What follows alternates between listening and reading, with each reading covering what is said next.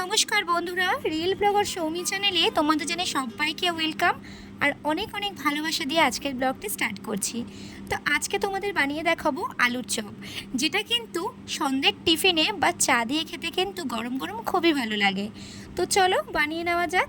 তার আগে বলি, যদি আমার চ্যানেলটি কেউ সাবস্ক্রাইব না করে থাকো অবশ্যই যাও, ঝটপট গিয়ে সাবস্ক্রাইব করে দাও আর পাশে থাকা বেল আইকনটি ক্লিক করে দাও।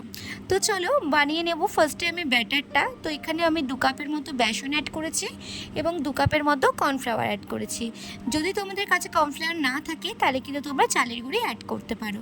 তার মধ্যে স্বাদ মতো দিয়েছি আমি নুন এবং হলুদের গুঁড়ো আর হচ্ছে রেড চিলি পাউডারের গুঁড়ো দিয়েছি এবং সবার শেষে দিয়েছি আমি এখানে একটু বেকিং সোডা, যেটা কিন্তু বেকিং সোডা দিলে খুবই কিন্তু মচমচে হবে। তো আমি এখানে সবই শুকনো উপকরণগুলো ভালো করে আমি মিক্স করে নেব। তারপরে আমি অল্প অল্প জল দেব কিন্তু। ও হ্যাঁ, তার মধ্যে দিয়েছি আমি আদা রসুন বাটা দিয়ে ভালো করে কিন্তু আমি শুকনো উপকরণগুলো একটু একটু করে জল দিয়ে কিন্তু ভালো করে ব্যাটারটা বানিয়ে নেব। মনে রাখতে হবে অল্প অল্প করে জল দিয়ে ব্যাটারের ঘনত্ব যেন খুব বেশি পাতলাও না হয়, খুব বেশি ঘনও না হয়। তো আমি ঠিক অল্প অল্প জল দিয়ে কিন্তু আমি এখানে ব্যাটারটা বানিয়েছি। আমি এখানে 2 কাপের মতো যেহেতু বেসন দিয়েছি, তাই এখানে আমি 1.5 কাপের মতো গরম জল দিয়েছি। তো দেখতেই পাচ্ছ ব্যাটারটা ঠিক এরকমই হবে। আমি এখানে 2 কাপের মতো জল নিয়েছিলাম, বাট আমার এখানে মিনিমাম হাফ কাপের মতো রয়ে গেছে। তো দেখো ব্যাটারটা বানানো এখানে আমার কমপ্লিট। ঠিক এরকমই কিন্তু ব্যাটারটা হবে, ঠিক এরকম যেন আঙ্গুল দিলে যেন আঙ্গুলের সাথে লেগে থাকে এমনভাবে মিশ্রণটা কিন্তু বানাতে হবে। তো তারপরে এখানে আমি 5টা বয়েল করে আলু নিয়ে নিয়েছি এবং ভালো করে কিন্তু ম্যাশ করে নেব। মনে রাখতে হবে আলু যখন ম্যাশ করবে যেন কোনো দানা না থাকে, ভালো করে কিন্তু ম্যাশ করে নিয়ে নিতে হবে আমাকে এখানে। তো এবার আমি আলুর পুরটা বানানোর জন্য এখানে আমি 1 টেবিল স্পুন অয়েল দিয়েছি। আর মাথায় রাখতে হবে এর থেকে কিন্তু বেশি তেল দেওয়া যাবে না। তারপরে এখানে আমি কুচনো পেঁয়াজ দিয়ে দিয়েছি, ভালো করে পেঁয়াজটাকে লাল লাল করে ভেজে নিতে হবে। ঠিক অল্প তেলের মধ্যেই তোমাকে কিন্তু পেঁয়াজটা ভালো করে লাল লাল করে ভেজে নিতে হবে। এবং দেখো পেঁয়াজটা আমার কি সুন্দর লাল লাল করে ভাজা হয়ে গেছে। তারপরে ওখানেই একটু সাইড করে নিয়ে গোল করে নিয়ে ওর মধ্যে দিয়ে দেবো আমি আদা রসুনের পেস্ট।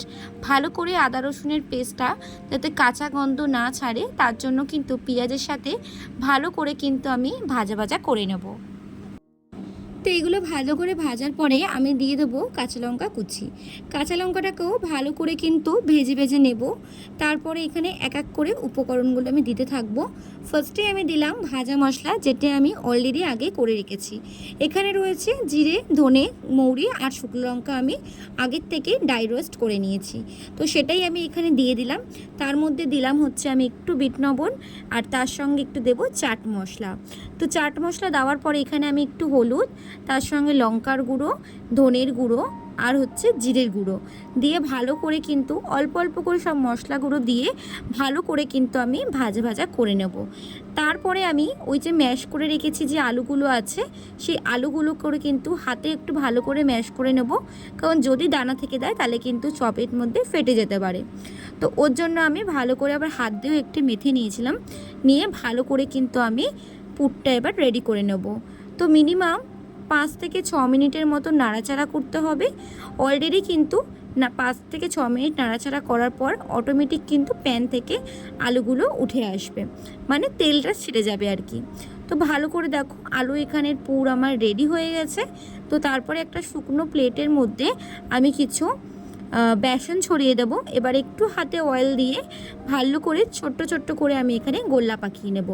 এখানে সব কটাই আমি গোল্লা পাকিয়ে নেব, যাতে কিন্তু আমার সব কটা আলুর চপ যেন একই সাইজের হয়।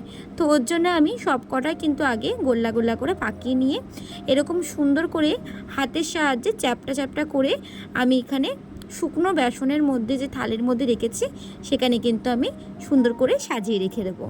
তো তারপরে এখানে আমি ব্যাটার মধ্যে চুবিয়ে কেউ হাত দিয়েও করতে পারো, আবার কেউ চামচের দ্বারাও করতে পারো।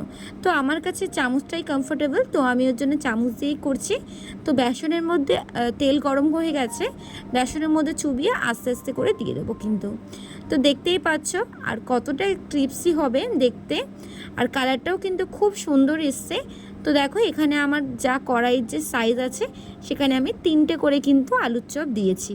তো এক পিঠ হয়ে গেছে, তো সেকেন্ড পিঠটা দেখো কতটা লালচে লালচে ভাব হয়েছে। যখনই লালচে লালচে ভাব হবে তখনই মিনিমাম এখানে 5 থেকে 6 মিনিটের মতো ভালো করে কিন্তু ভেজে নিতে হবে। তো এখানে আমার আলুর চপগুলো প্রত্যেক কটাই রেডি হয়ে গেছে, আর দেখতেই পাচ্ছ কত সুন্দর কালার এসছে। খেতেও কিন্তু খুবই টেস্টি হয়েছিল আর খুবই কিন্তু ক্রাঞ্চি হয়েছিল।